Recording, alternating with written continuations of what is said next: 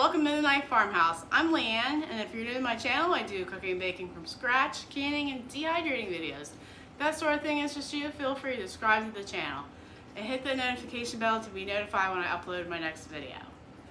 Today, we are participating in another collaboration. This one is Bread's 2023, hosted by Jamie at Jamie's Country Living. I'll leave a link to the playlist and the list of channels that are participating in this collaboration. You'll find a new bread video each day this month. I'm excited that Jamie asked me to join this collaboration. Today we are making Texas Roadhouse Rolls, and we are using the Needy Homesteaders video recipe from 7 years ago, and that's probably how long I've been watching her channel. So thanks, Heather, for a great recipe, and I've been using it since then. And today I'm going to walk you through how to make these wonderful rolls.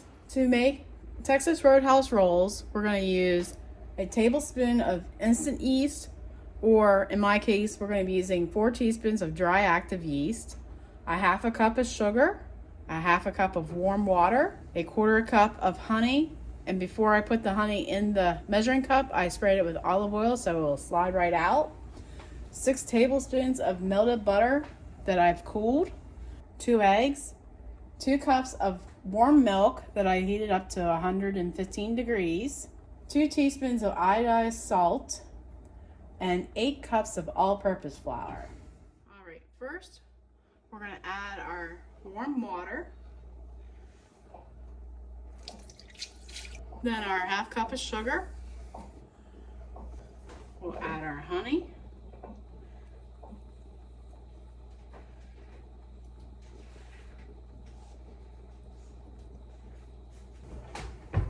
and 4 teaspoons of dry active yeast. 2, 3, 4. And I'll put the splash guard on. And we're going to turn the mixer on just to mix to combined. And we're going to let this sit 5 minutes.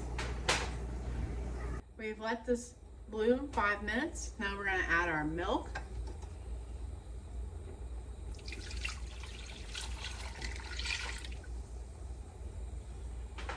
The butter, our 2 eggs,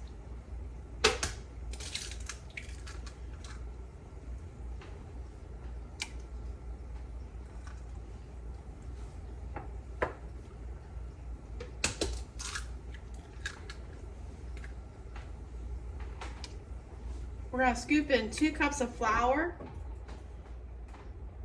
to start, and you never want to take your measuring cup and just scoop it right out of the container or the bag, because you might impact it and might put too much flour in your bread. So that's 1 and 2. And then we'll add our 2 teaspoons of salt.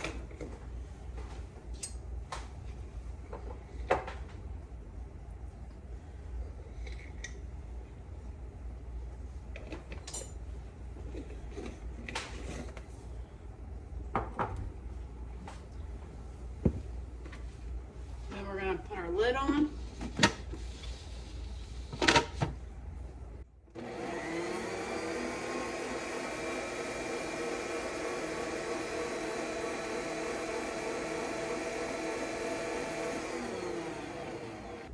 We're going to mix it till it's like a pancake batter.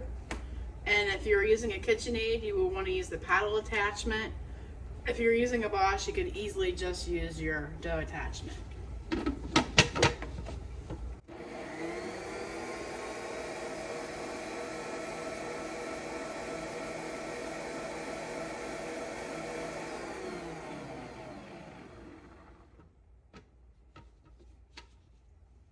Now we're going to let this sit for 10 more minutes. It's been 10 minutes, and if you're using a KitchenAid mixer, you'll want to switch to the dough hook. So now we're going to continue adding flour 1 cup at a time. And with the Bosch, you want to use the splash ring while it's running.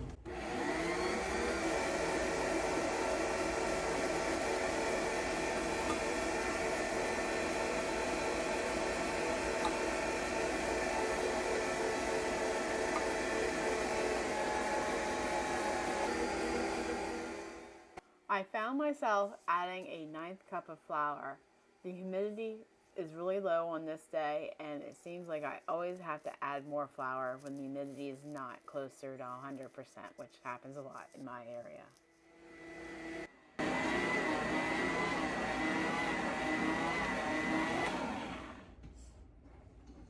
Notice how it's coming clean off the bowl? That means we've added enough flour. So we're gonna let this sit 20 minutes. Then we'll knead it for 10 minutes because we're using a Bosch. If you're using a KitchenAid, you will want to knead it for 5 to 7 minutes.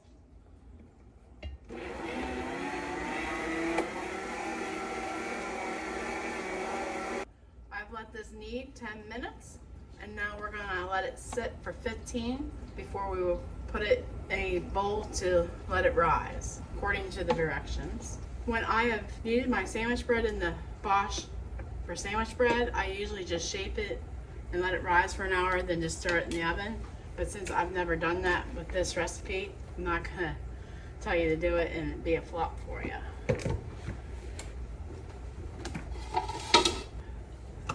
Spray this bowl with olive oil.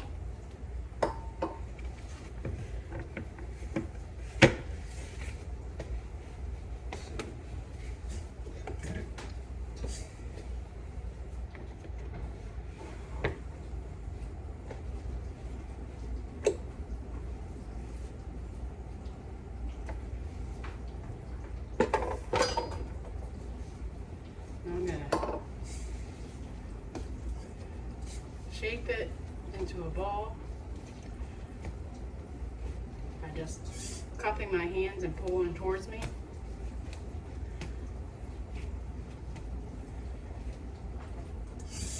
I'll place it in this bowl. Spray the top so it doesn't dry out, and cover it with a flour sack towel. I'm going to place it in my oven with the light on for an hour, and we'll be back soon.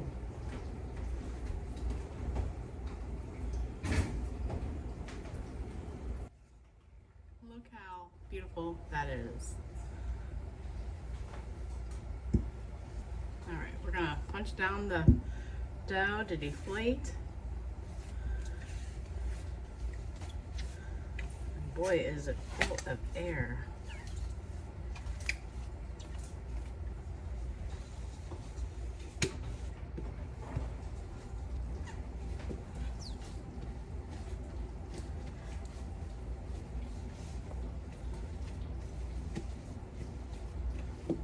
Try to roll it out some.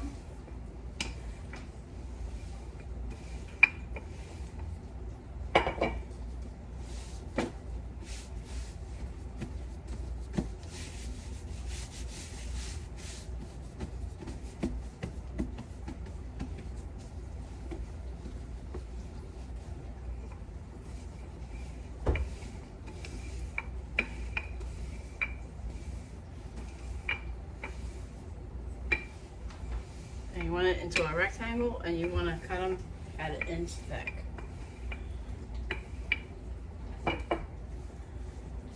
Sometimes I tell my dough where to go.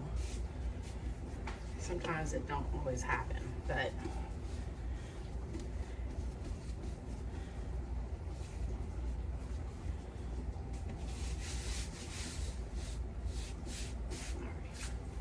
with my bench knife, you want like a 2-inch column.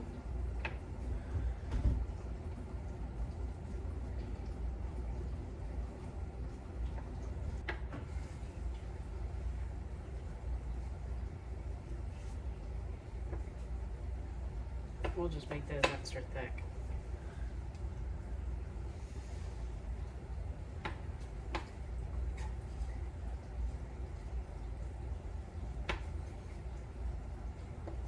You just want them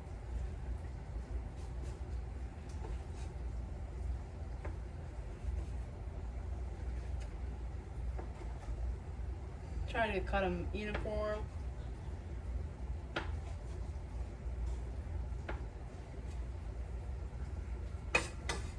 And I'm going to place mine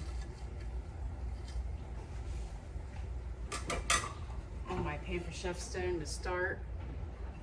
And if I need another sheet, I'll just use maybe a casserole pan that's made of glass. So I'm gonna let these rise for another half hour. We're gonna preheat the oven to 350.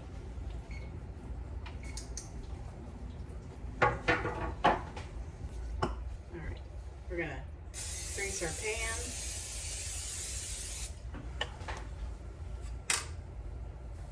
And finish cutting these out.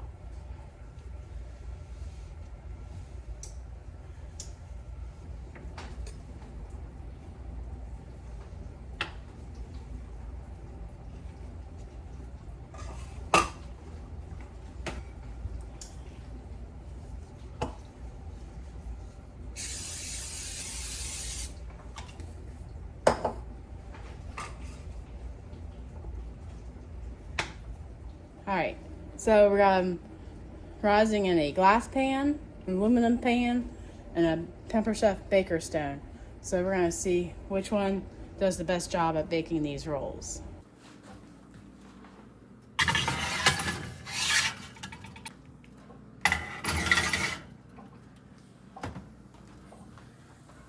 And we're going to check them at 18 minutes. But everyone's oven is different, so keep an eye on them. Never walk away from an oven is what my mom would always.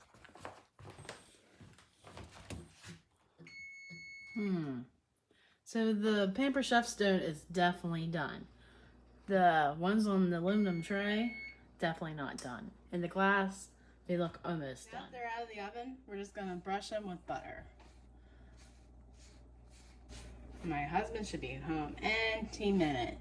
At least he told me he was going to be home in about an hour, and it's been an hour. We'll get him to taste test these. And unfortunately, I didn't make him that cinnamon butter that they serve at Texas Roadhouse. But I think he'll manage.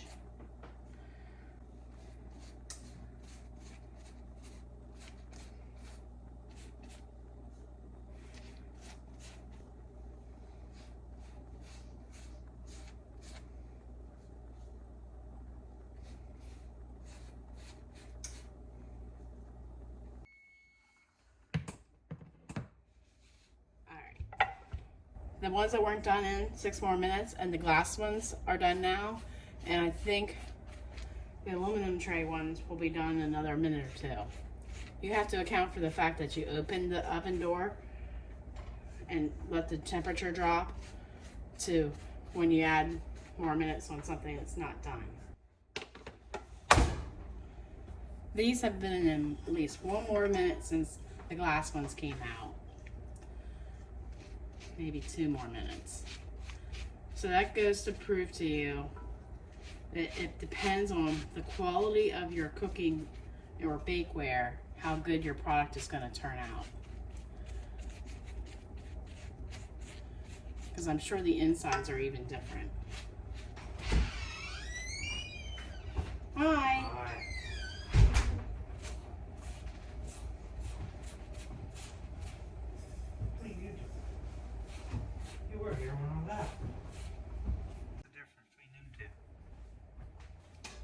I baked those on the Pampered Chef Baking Stone, and I obviously baked those in the pan, and I baked these on the aluminum sheet. See how much difference all of them have? So you want to taste test each one to see if which one's better? They're all bread. Huh? They're all bread.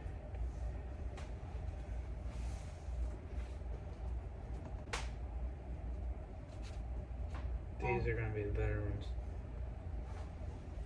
Are you sure? Uh-huh. You're just saying that because that's the cheapest thing there. No. They're the softest ones. Are you sure? Mm-hmm. What are the ones that just came out of the oven? No. The other ones have been out a little bit. I see. So maybe that's why. I don't know. So you'd rather have supper first? Mm-hmm.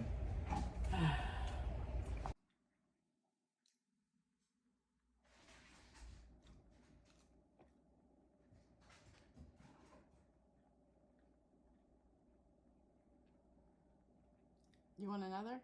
I think that was the best one Which one? on the cookie sheet. You haven't tried any of the other ones. You can't say it's the best before you try the other two.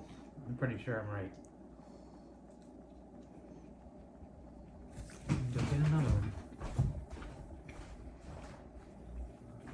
Not that. Huh? Okay. Smallest ones you got. I did. That's the Pampered Chef bar pan. And that's the glass one.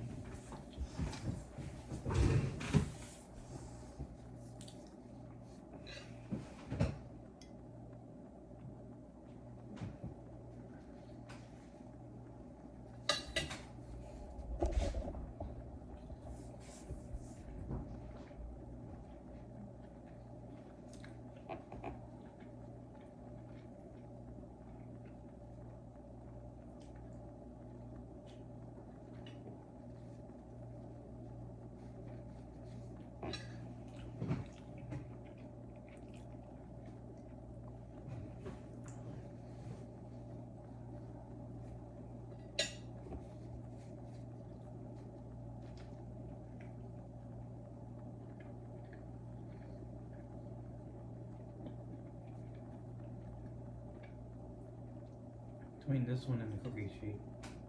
So you don't like the Pampered Chef one at all? It's not the best of the three. Why? They all taste the same. Why don't you like that one? It's harder. It's harder. Mm-hmm. A little bit, not much. So the glass pan makes it softer? The cookie sheet's the softest. Okay. They're still all good though, right? Yeah.